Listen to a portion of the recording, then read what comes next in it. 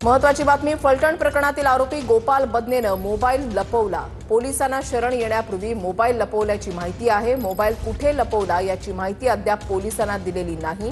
दोन्ही आरोपींची महिला डॉक्टरच्या संपर्कात असल्याची कबुली मात्र आहे।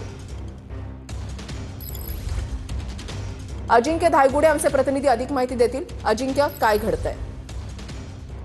अगदी बरोबर आहे।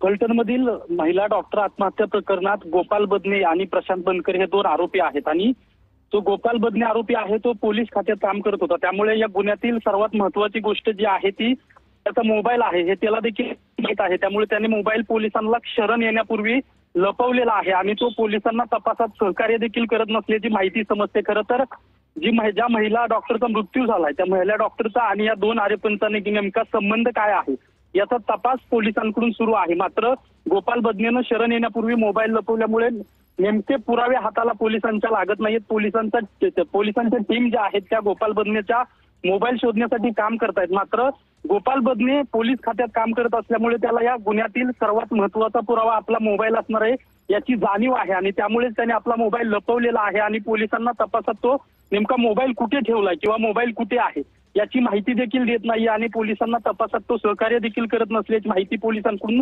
समजते। खरं तर प्रशांत बनकर जो दुसरा आरोपी आहे त्याची आज पोलीस कोठडी संपते आणि आज दुपारी त्याला पोलीस जे आहेत ते कोर्टात हजर करणार आहेत आणि त्याची देखील पोलीस कोठडी वाढवून मागण्याची शक्यता पोलिसांकडे आहे। कारण की या प्रकरणाचा तपास करण्यासाठी या दोन्ही आरोपींचा डॉक्टर महिलेशी नेमका काय संबंध आहे, हे कधीपासून संपर्कात आहेत, यांच्या मोबाईलचे चॅटिंग तपासायचे, कॉल रेकॉर्ड तपासायचे, त्यांचे नेमके काय बोलणं झालं। खरं तर ज्या डॉक्टर महिलेने आत्महत्या केलेली आहे त्या आत्महत्या करण्यापूर्वी या दोघांशी देखील डॉक्टर महिलेचं बोलणं झालं होतं। ठीक, नक्कीच। धन्यवाद अजिंक्य दिलेल्या सविस्तर माहिती।